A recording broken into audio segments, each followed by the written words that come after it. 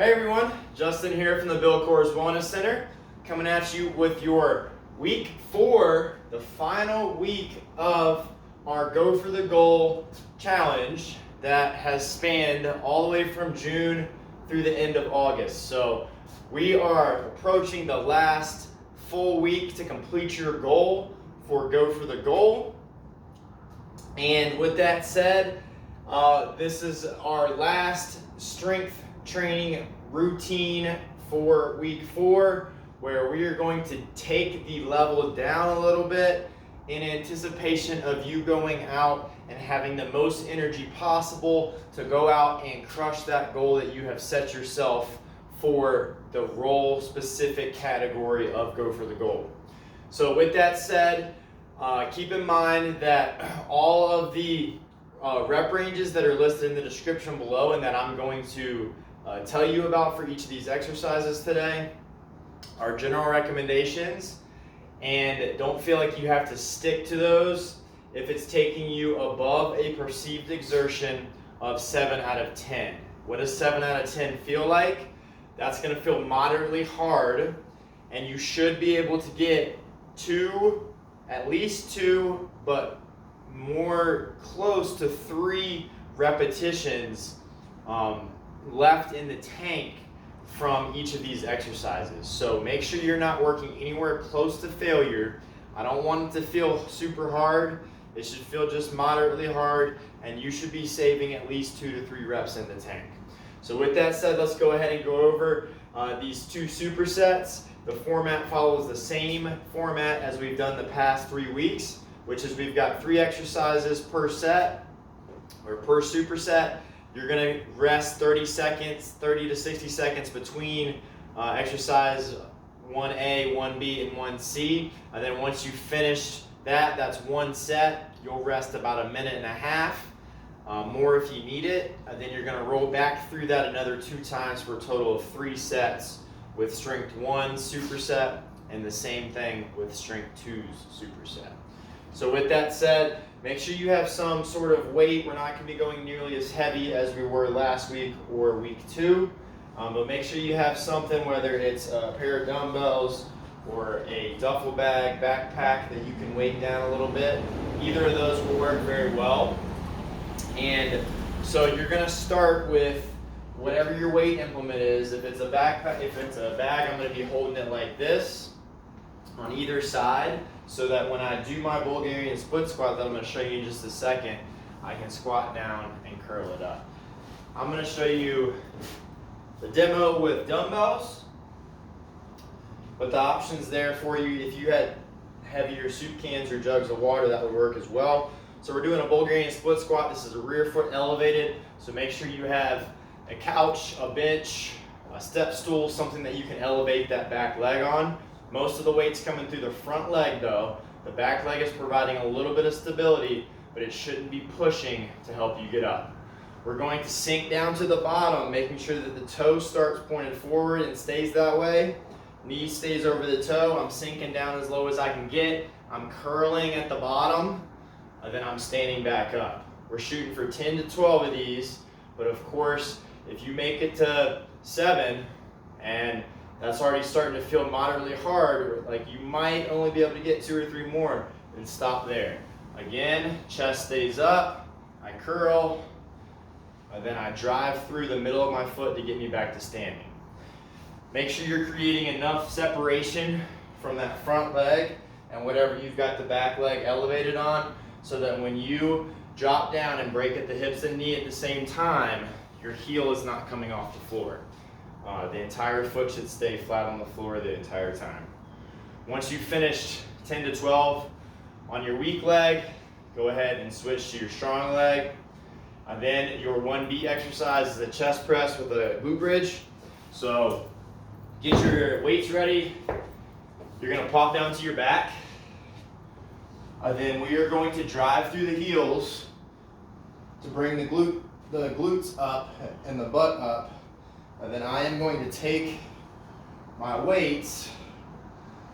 I'm going to hold that glute bridge, driving the knees apart just a little bit, and then I'm going to bring the elbows to the floor, drive it away, About a 3-second on the way down, fast on the way up. Don't forget about those hips.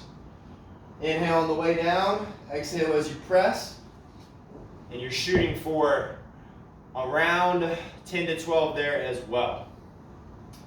If you don't have dumbbells, but you're using the pack, I would do the same thing, grab it by either side, drive through the heels for that glute bridge, and then do my presses here. Notice that when I'm pressing, I don't want my elbows to come out super wide. Try to keep them slightly tucked. They don't have to be super close, but they need to be closer than 90 degrees. Then your 1C exercise, so your last one for this superset, is without weights. It's a side lying hip abduction. So we're going to get in a side lying position. I want my heels in line with my hips and my shoulder. So I've got a straight line going here. Then I'm going to prop up on my elbow. And then what I want to do is, other top arm goes towards the ceiling. I want to come up, open the legs or abduct them, and then come back down. So I'm going to start by picking my hips up off the floor. As soon as that starts happening, I'm going to start bringing the top leg up. I'm going to push my hips forward, squeeze the glutes, and hold this position before I come back down. All right, 2-second hold at the top. These are harder than they look. I want you shooting for anywhere between 5 to 8. And again, that is a very flexible rep range in case you get to the point where it feels moderately hard before you even get to those 5 to 8. Make sure you're doing both sides. Again, start with your weak side first, or whatever you perceive your weak glute to be. Complete that on both sides. And then that is one complete set of Strength 1 superset. So rest a minute and a half, and then you'll roll through that 2 more times. Once you finish that, then you're moving on to the second superset and the final superset of today's workout, which is going to be starting with a 2A exercise of a stiff leg deadlift with a 4-second lower. So take whatever weights you're using. I'll show you with the bag for this one. I've got it held on either side. If you've got a really long bag, I want you to hold it by the bottom. And then we're gonna keep our feet about hip width apart. Knees are stiff, they're not completely locked out. So they have an ever so slight bend, but we're not gonna change that angle at all as we hinge down. Next, I want you to hinge by pushing your hips back, keeping your chest up, 4 seconds on the way down. Only go as far as you can go to keep a flat back. I could go further here, but then I'm gonna start rounding in the low back. So I wanna stop, drive through the heels to bring me back up to standing, squeeze the glutes at the top. We're shooting for 10 to 12 here as well, so 4 seconds on the way down, and then faster on the way up, driving through the heels of the foot. So stiff leg deadlift. Then once you do that, you're moving to your next exercise, which is a bent scarecrow, So feet are hip width apart. We're gonna basically do the same thing we just did. We're gonna hinge at the hips, a little more bend in the knees this time. And then what I wanna do is I wanna first bring my elbows up, fingers are pointing towards the floor. Then I'm gonna externally rotate, so I'm gonna bring the palms towards the floor. Then next I'm gonna press into a Y. Before I press into the Y, I wanna make sure I've got a braced belly so that I don't hyperextend the back when I go to press. So it's up, palms towards the floor, pressing out for that Y. Slow, bring it back to the start. Rotate those palms back down, and then back down. That's one. The pace I just did is what I want you following here, so it's nice and slow. They're gonna burn a lot more than you think they are, so shoot for 5 to 8 there. And then once you're finished with that, you're rolling into your third and final exercise of Strength 2 superset, which is a front plank pass under. You're gonna need something to act as your weight again for this. You're gonna start in a front plank.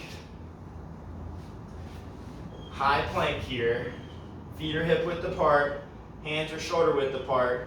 And then what I want to do is I want to brace everything, squeeze my glutes, so brace the core, squeeze the glutes. I'm going to try to reach underneath this arm, grab my weight, and pull it through to the other side.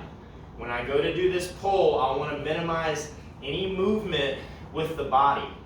So it shouldn't be very obvious that I've only got 3 points of contact when I go to do that pull. What I mean by that is, if it were obvious, you'd be seeing me rotate. As I go to pull this, there'd be a lot of motion in my hips and my torso. We don't want that. Stay as tight as you can. Really important thing for staying tight there and resisting any rotation is that nice glute squeeze and that core brace. So brace that belly like you're gonna get punched in the stomach. You're doing 10 pull-throughs or pass-throughs on each side. If that's too much and you're already starting to fail before you get there, then maybe stop around 8. Make sure the weight isn't too heavy too. Because if it's too heavy, you are gonna have to use a lot of compensation with the body, and that's what we're trying to work against. We wanna try to really work on core strength and stability by preventing rotation as we go to pull that thing from side to side. Those are your 6 exercises for today's week 4, final week of Go for the Goal strength training routine. Hopefully you'll be able to run those through and you'll enjoy them. Let me know how it goes, and I'll see you next time.